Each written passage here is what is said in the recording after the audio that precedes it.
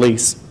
Louisiana State Police has been instrumental handling investigations at St. John Sheriff's Office in my 10 years at St. John Sheriff's Office as sheriff with officer-involved shootings in the past.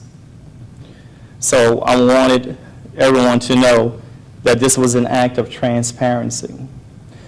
Before I get into more comments, I would like to show everyone the monitors behind me. We're going to go through a series of videos, and during this video presentation, we will then get into more comments about what you're seeing.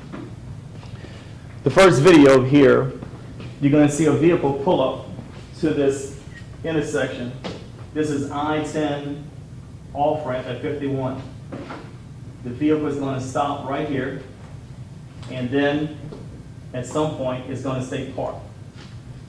And this is the correct video at this time? This is the vehicle that is being driven by Kendall Pembroke, and the passenger is Jacoby Williams. They're sitting at the light, and they're going to sit there over an hour parked. And at some point, his foot will come off the brake, and he goes across both lanes of traffic, the northbound and southbound lane, where he then continues onto the grass, driving in the grass, and will eventually go off camera and go into the marsh or the water, whatever you would like to call it. So he sat parked there, both of them in that vehicle, over 1 hour at that traffic light at the intersection with multiple cars going around them. The next video you see, you're going to see blue lights in the far background. Those are my units responding to calls for service of a vehicle that is in the water. We are treating this as a rescue mission.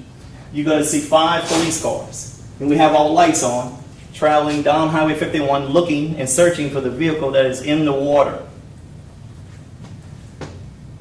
They don't know if it's on the south side of I-10. They don't know if it's the north side of I-10, but my units are searching. And at some point, they're going to find the vehicle. And then you're going to see them activate all of their top lights on their cars. Now, keep in mind, the caller or callers told us that no one ever exited the vehicle. We're in the mindset that someone is in that car in need of medical assistance or may be hurt. Keep in mind, neither Kendall Pembroke or Jacoby Williams ever called 911. They're seated in the vehicle. We looked at the time on this camera, and it looks like they stayed in that car for at least 12 to 18 minutes from the point they were at the intersection to the point where the units are now rolling and proceeding to go give assistance and care and treatment, as St. John Sheriff's Office has done for many, many years, of vehicles that have not been known to run into the water or off the interstate in St. John Parish. So what we found is this vehicle in the water, not fully submerged, but it is in the water. Now keep in mind, this is the Louisiana State Police drone video. Out here, you can go there tonight if you like. It is pitch dark out here at this location. There are no lights. Officers see the vehicle in the water. They exit their vehicle, their units. They start approaching this car that's in the water. At some point, their regular shoes that they're wearing, duty shoes, are beginning to take on water. They then leave from approaching the vehicle, return to their units, and get their knee boots to make safe and stay dry to go and help us in this car. No one has exited this car yet. And as I heard someone stated earlier, no officer had drawn his weapon at this time. This is mainly a rescue operation at this point.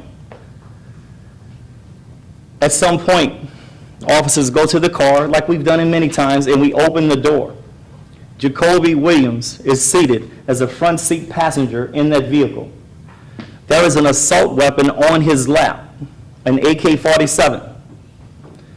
Officers give loud, clear, verbal commands for him, do not move, and for him to put his hands up, which initially he complied for a brief moment.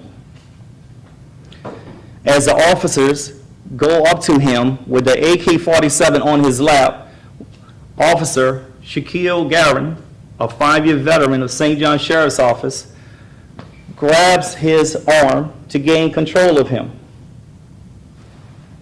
Shaquille did his best to bring him under control. Jacoby Williams resisted and snatched away from the grab of the officer and grabbed the AK-47. Officer Shaquille Garin felt that his life and the life of his fellow officers were at danger and risk of receiving great bodily harm or death. Because once that weapon was spotted, my officers drew their weapons. And when he grabbed that gun, a shot was fired and Jacoby Williams was struck. All of the officers retreated from the vehicle to get cover because there was an armed individual in the car that they knew of, that one armed individual. State police later found a second gun in that car, which was a handgun, as you can see it in the video, on the driver's seat. By the way, state police, when they were called, we did not tamper with this vehicle at all. St. John Sheriff's Office created a perimeter, made the scene safe, and maintained a perimeter and kept it under control until the state police investigators got there. After the shot was fired, both occupants of this car exited the vehicle. Jacoby Williams was stumbling. Officer Shaquille Garin went up to him and grabbed him, brought him to the pavement, to the blacktop, where my officers, as trained, began administering first aid. All of my officers have first aid kits, and we've been trained that once you do involve yourself in a shooting, you are to immediately provide medical assistance, as we did per our training. They're trying to stop his bleeding. They're not being very successful at this time. Those officers made a decision to load Jacoby Williams inside of a marked unit and rush him to Oshner Hospital on the airline highway. I believe they tried to save his life, and I believe that their efforts have proven so far that they did a good job trying to keep him alive. I do not know his present condition. Once he was removed from the scene and brought to the hospital, St. John Sheriff's Office contacted Louisiana State Police, and they took over the investigation. Now, the passenger, Mr. Kendall Pembroke, was brought to my office, to the Detective Bureau, and he was not questioned by my officers or my investigators. We waited for the state police. He also asked for his attorney. Mr. David Belfield called me and instructed me we are not to question his client. And we did not. Mr. Belfield arrived at the office later, and in the presence of the state police, they questioned Mr. Kendall Pembroke. He did not say much of anything at all. But as it turns out, he has a lot to say on social media and the internet about how they called 911 and we shot them, and nobody's supposed to get called when they called 911. I have no records to indicate that neither Mr. Kendall Pembroke or Mr. Jacoby Williams ever called St. John Sheriff's Office or any other agency. And by the way, his social media posts, I would love for you to have it. He's making threats towards law enforcement. At least that's my perception. You look at it and you figure it out. He had a lot to say on the internet.